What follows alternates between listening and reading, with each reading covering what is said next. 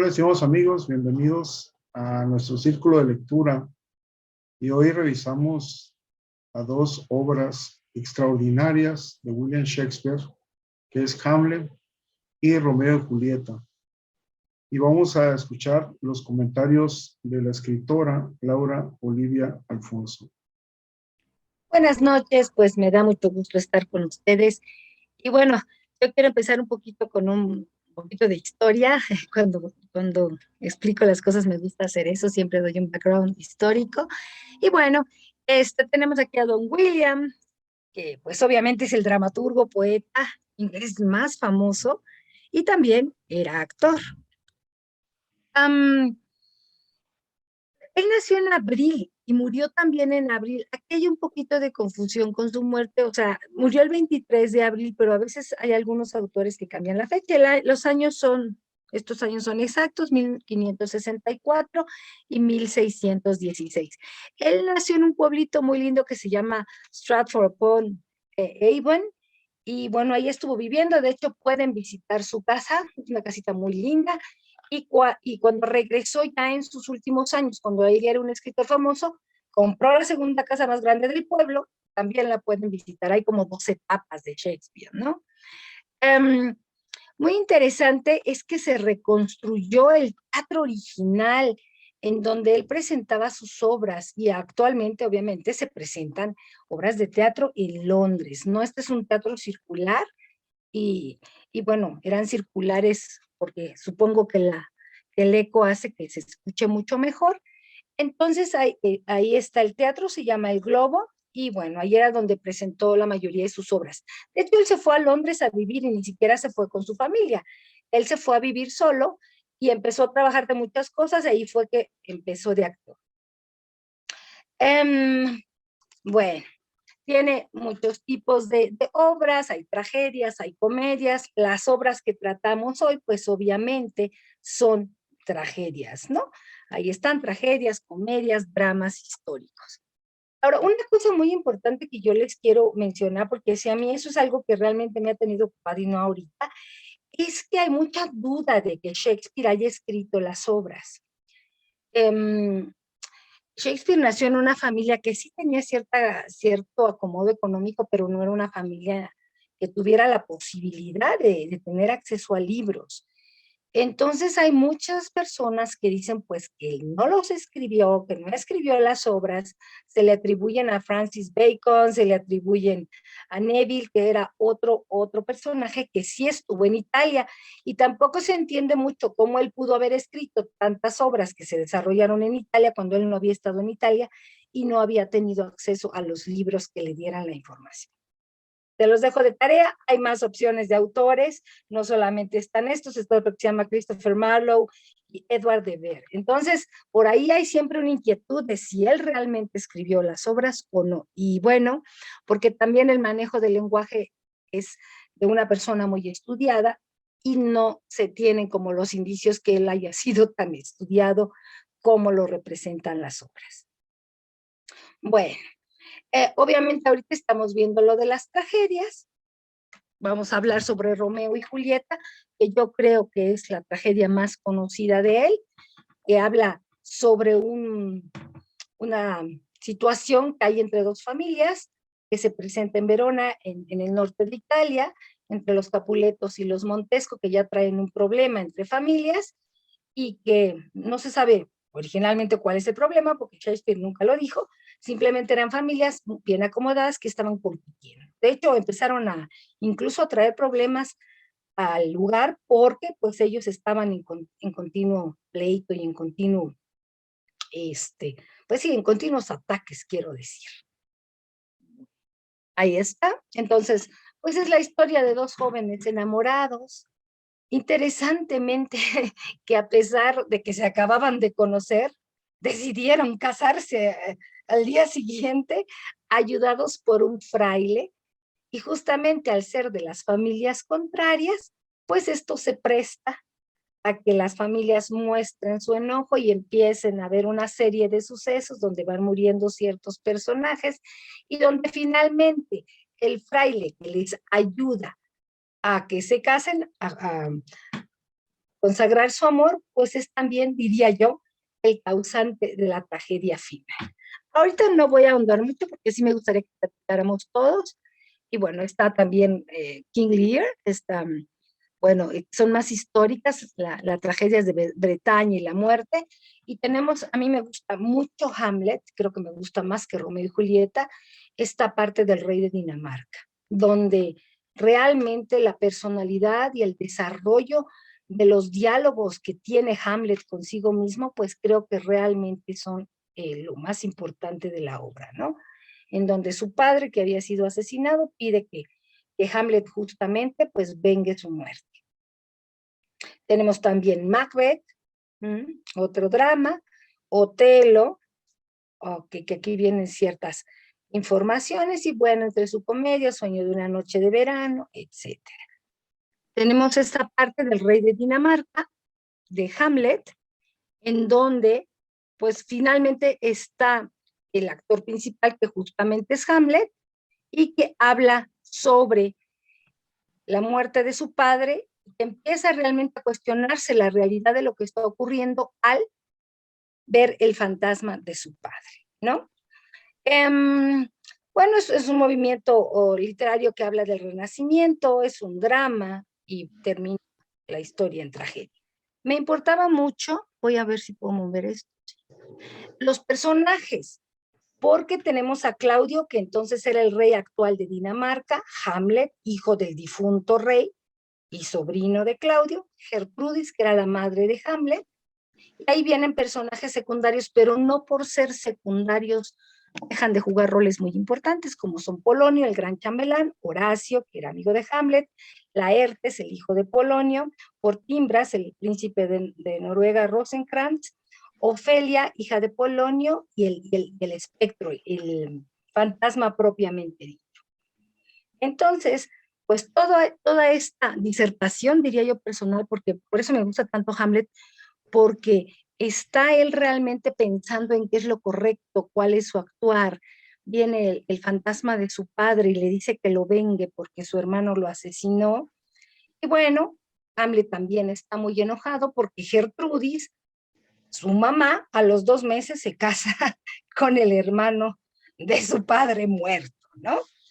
Entonces él está justamente en ese dilema de lo moral, de qué es lo correcto, está muy enojado y él empieza a jugar el loco en el palacio. Él luego contestaba y hacía cosas que parecía que estaba loco, pero justamente yo creo que estaba en este dilema moral de saber qué hacer.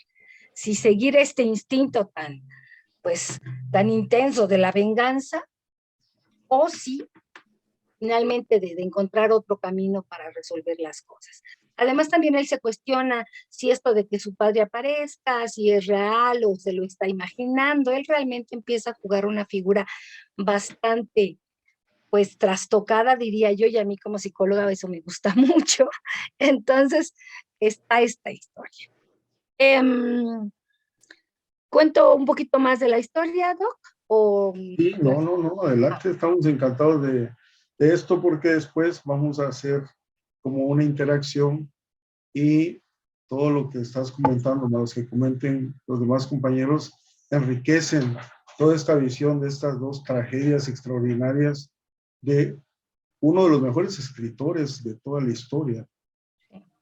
de hecho, pues bueno, el escritor cumbre del habla inglesa, ¿no? Bueno, entonces acá finalmente resulta que, bueno, Horacio siempre está con Hamlet y luego ven al fantasma del papá.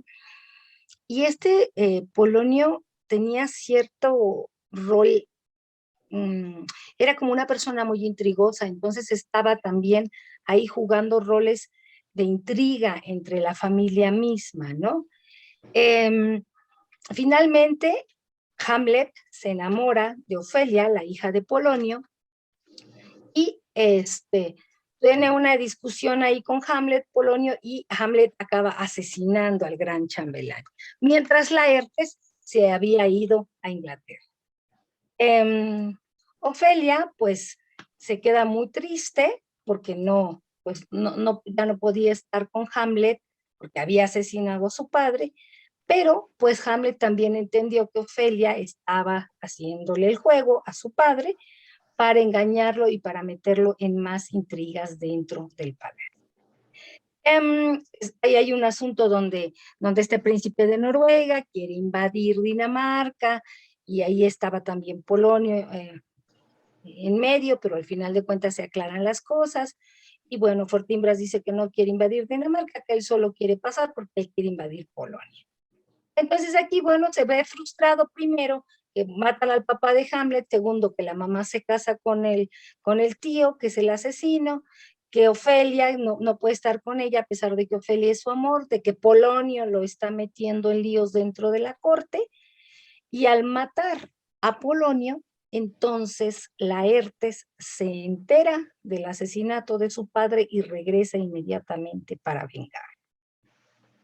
Obviamente, cuando regresa Laertes, pues con quien habla primero es con Claudio, y Claudio le empieza otra vez a llenar de ideas la cabeza y le dice que el asesino fue Hamlet, que no es él, que él no tiene por qué pagar algo que él no hizo. Y entonces le aconseja que vengue la muerte de su padre, porque además Ofelia se queda ya bastante dañada por la muerte del padre, porque no puede estar con Hamlet y se suicida. Entonces se empiezan a juntar las tragedias. Claudio recomienda a Laertes que le ponga veneno a una espada para que cuando rete a duelo a Hamlet, pues con cualquier corte pequeño le entre el veneno y entonces lo mate. Y esa había sido la forma también, una de las formas en las que Claudio había matado a su hermano estaba durmiendo y él le puso veneno dentro de la oreja y lo dejó morir. Y eso es lo que el fantasma le había contado también a Hamlet. Entonces, bueno, Polonio pensó que, perdón, Laertes pensó que estaba muy bien lo de la espada, y entonces él y Claudio se pusieron de acuerdo que si no moría rápido por la herida que le hiciera la espada, pues que iban a preparar una copa de vino que también tuviera veneno, para que si algo pasaba, pues que Claudio brindara con Hamlet y también muriera. La obra escala ya en su punto más alto, en que están peleando Laertes y Hamlet, se lastiman, lastima primero Laertes a Hamlet, pero al estar peleando también se lastima a sí mismo, y como la espada tenía veneno, pues empieza a sentir mal. Estaban en eso cuando resulta que la reina no sabía que el vino estaba envenenado. La reina Gertrudis se toma el vino y entonces también se envenena. Entonces Hamlet, al ver que ya todos estaban a punto de morir y que él también estaba envenenado, pues asesina a Claudio. Entonces, pues en esta trama tan trágica, finalmente acaban muriendo pues todos los personajes principales, ¿no? Muere Claudio, muere Hamlet, muere Gertrudis, Polonio ya estaba muerto, Laertes muere, Ofelia ya se había suicidado y el padre de Hamlet ya había sido asesinado. El único que queda aquí de todos los que están nombrados ahí pues es Horacio y Fortinbras, que no vivía ahí. Entonces es esta culminación en donde finalmente socialmente no se puede solucionar un problema y una actitud o una situación violenta va desencadenando otra. Bueno, esto sería con respecto a Hamlet. Les digo, y los diálogos que valen la pena retomar, yo creo, del libro, pues son los que él tiene consigo mismo, donde él está meditando, donde él está pensando qué es correcto, qué es incorrecto, y vale la pena vengar a su padre o no. Él está realmente en una serie de pensamientos consigo mismo sobre lo que tuviese sentido hacer o no. También tiene un gran sentido moral, digo yo, la obra. Si queda con esto de la venganza o pasa de eso y puede hacer las cosas distintas. Entonces, bueno, pues esto sería de parte. A mí me ha llamado la atención, bueno, que es él hace una obra de teatro dentro de la obra de teatro representando el asesinato de su padre. Así. Y esto es algo que él de una forma magistral va a trabajarlo. Y Y ahora, sí, me- ciertamente, doctor, tiene usted razón, me olvidé de comentarlo, que para que supiera Claudio que él sabía que había asesinado a su padre, justamente le pide a los actores que habían llegado al palacio que representaran una obra y les pidió que hicieran esa escena. Y fue cuando Claudio se enteró que Hamlet sabía que él había sido el asesino. Ciertamente, gracias.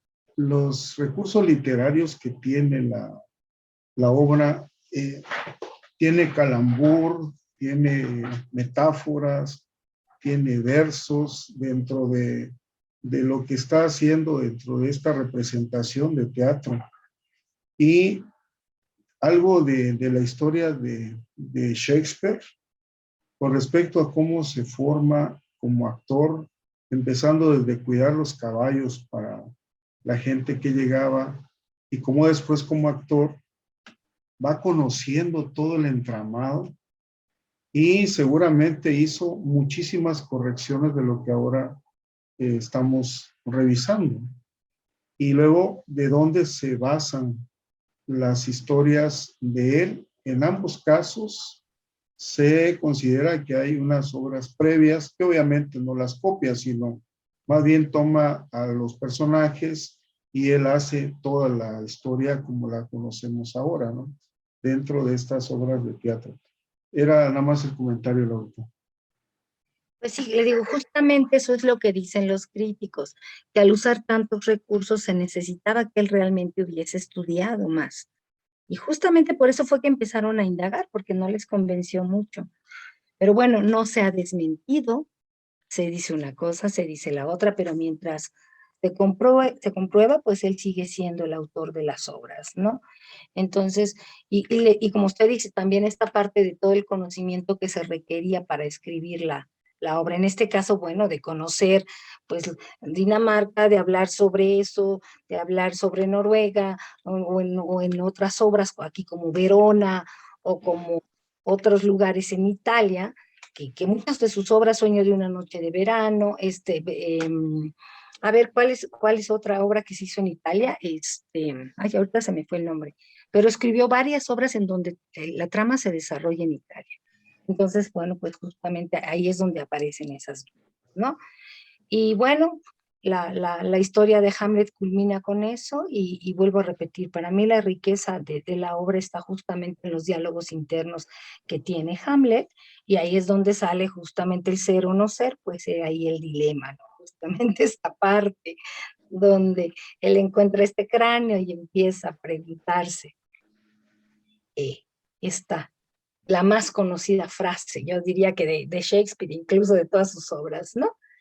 Y bueno, pasando a una historia distinta, pues hablamos de Verona, del norte de Italia, y están estos jovencitos, porque son muy jovencitos, de familias opuestas, familias que ya tenían problemas, que de hecho ya estaban amenazadas por el príncipe de Verona, que ya se calmaran porque estaban alterando todo el orden público por sus pleitos personales, ¿no? Y, y entonces, pues la familia de Julieta, que la quiere presentar a París para que pueda encontrar a un futuro esposo, y organizan un baile y justamente aparece Romeo ahí con sus primos, ¿no? Se meten de colados, dijéramos, se meten ahí de incógnitos a la fiesta y conoce a Julieta. El amor pues es un amor instantáneo, es un amor muy intenso, en donde los amantes se conocen y ya se casan, ¿no? Y aquí el que ayuda, pues justamente es este Fray Lorenzo, ¿no? Eh, luego, posteriormente, uno de los tíos de Julieta, pues estaba muy molesto porque Romeo había llegado justamente a la fiesta y quiere atacarlo ahí, pero no lo permiten. Entonces luego hay un encuentro entre ellos, muere un primo de Romeo, pero posteriormente Romeo mata a este tío. Y entonces ahí empieza a subir la obra de tono, ¿no? Donde justamente pues ya hay más muerte implicada en los odios de las familias, una disputa muy intensa, y sin embargo, pues Romeo y Julieta, con ayuda del fraile, deciden casarse. No puede haber no se puede concretar el matrimonio como tal, porque pues cada quien tiene que regresar a su casa y se supone que Julieta estaba prometida a este muchacho París con el que se iba a casar. Y bueno, entonces el padre idea una forma, el fray, de apoyarles, diciéndole a Julieta que le va a dar una bebida que va a hacer que aparezca como muerta para que no la casen con París, y que él le va a avisar a Romeo que entonces ella está, que solo está dormida, y luego van a hacer que la entierren y la van a ir a sacar del cajón para que puedan estar juntos. Entonces Julieta toma la bebida, viene toda esta parte del drama de la muerte de Julieta, ya no se casa con París, y cuando van justamente ya al entierro, pues Romeo regresa y se entera de que Julieta había muerto porque no había recibido la noticia del fraile, nunca le llegó la noticia. Entonces, pues él también toma veneno, se muere al lado de Julieta, y Julieta despierta y ve a su amado muerto y decide elegir también el mismo camino. Entonces acá los dos personajes principales más familiares de ellos, pues también terminan muertos, ¿no? Y justamente esa es ahí la parte más intensa de la obra, y bueno, creo que, y aquí los recursos también, la obra es también muy, muy bonita. Bueno, la obra siglo XV, XVI, y es una obra que es de las más importantes de nuestros tiempos. Yo creo que la gente conoce, casi todo el mundo podría decir yo que conoce o ha escuchado algo de Romeo y Julieta. Y bueno, algo más que quisiera comentar: se enamoran. Bueno, aquí viene una pequeña cronología. Y les quería mostrar, bueno, Verona está acá al norte de Italia, muy cerca de Venecia. Aquí está Milano, aquí está Torino, y aquí está Verona, ¿no? Bueno, justamente, eso me importaba mucho retomarlo, lo del amor y los antivalores, ¿no? La intolerancia de las familias, el odio que se tenían, toda esta concepción de honor que se tenía en la Edad Media, y la importancia de resaltar y como de salvar a los amantes, ¿no? Que yo creo que en esta obra, pues, es el hilo conductor, ¿no? Que el amor es lo máximo y es la base de todo, a pesar de que termine con la muerte, o terminase con la muerte. Bueno, es una obra romántica de la Edad Media, y bueno, creo que eso sería. Sí, Doc. Sí, realmente muy interesante la, la revisión que has hecho sobre ambas obras de William Shakespeare. Y en el caso de Romeo y Julieta, que por cierto a mí me ha encantado desde jovencito, yo creo que a casi todos nosotros, ¿no? Leímos, Con sí. ese amor de las primeras edades. Ahora vamos a preguntarle a los compañeros si quieren hacer un comentario. Adelante, está abierto el micrófono. Seguramente va a haber comentarios porque tanto Hamlet como Romeo y Julieta son obras que de alguna forma otros hemos escuchado, ¿no? Ser o no ser, es ahí el dilema. Entonces uno se queda fascinado con esa personalidad de un escritor que justamente estaba coincidiendo con otro extraordinario escritor de habla hispana, que es Miguel de Cervantes, el ingenioso Don Hidalgo, Don Quijote de la Mancha, que más o menos en las mismas épocas se estaban publicando estas obras, porque estábamos hablando de Don Quijote ya en el 1605, 1610, y en el caso de Romeo y Julieta, 1597, y en el caso de Hamlet, también pasadito de 1600, Y entonces, y dentro de cómo se forma Shakespeare, que a mí me llama mucho la atención cuando se trata de estudiarlo, pero pareciera que no se dan cuenta que era también autodidacta.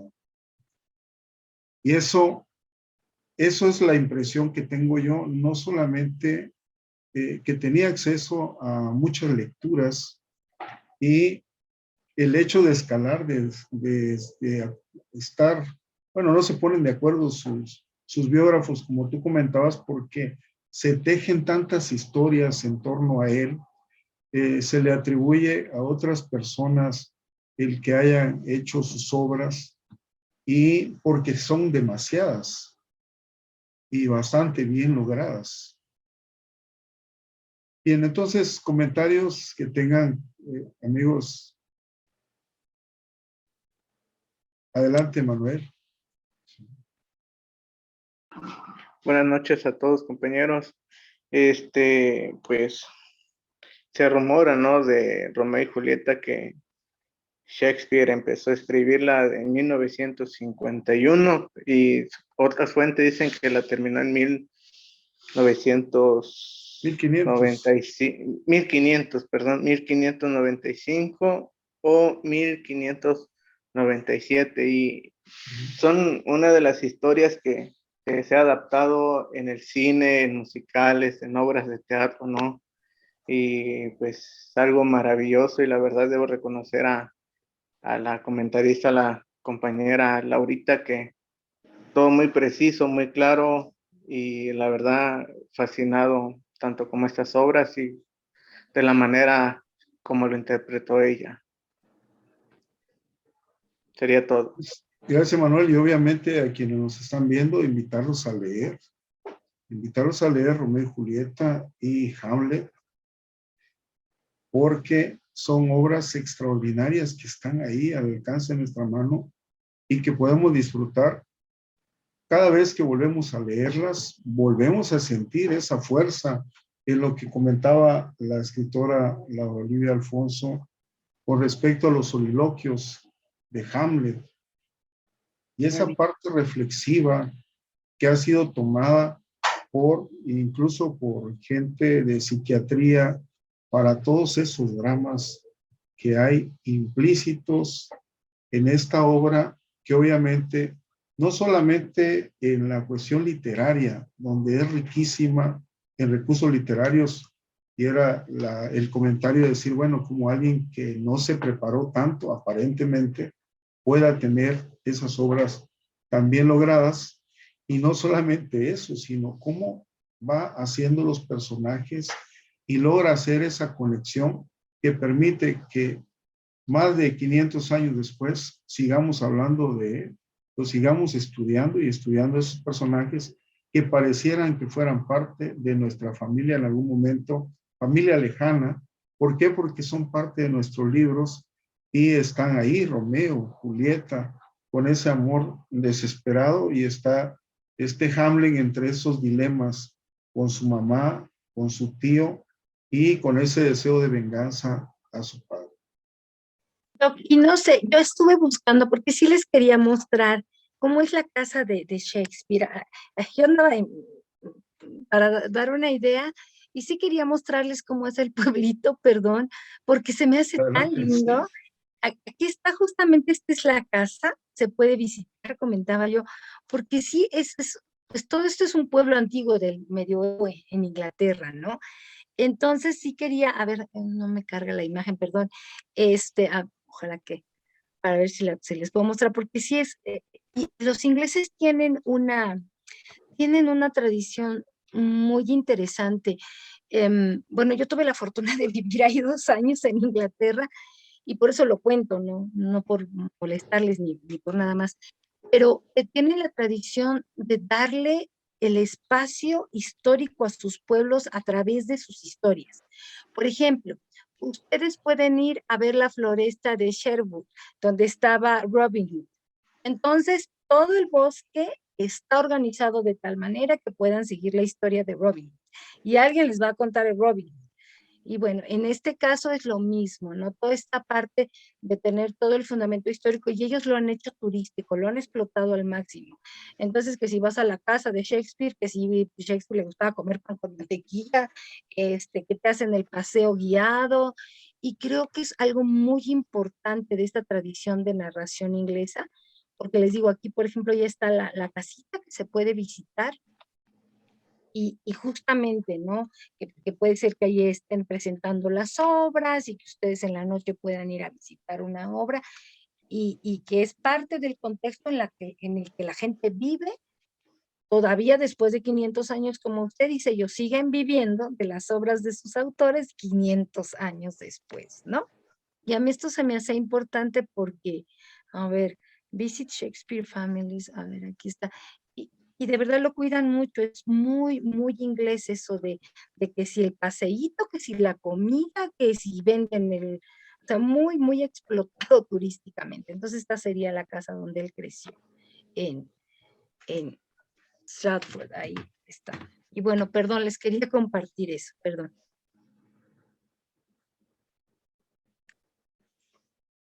Pues muy contentos de este círculo de lectura, Laurita, felicitarte porque realmente nos encantó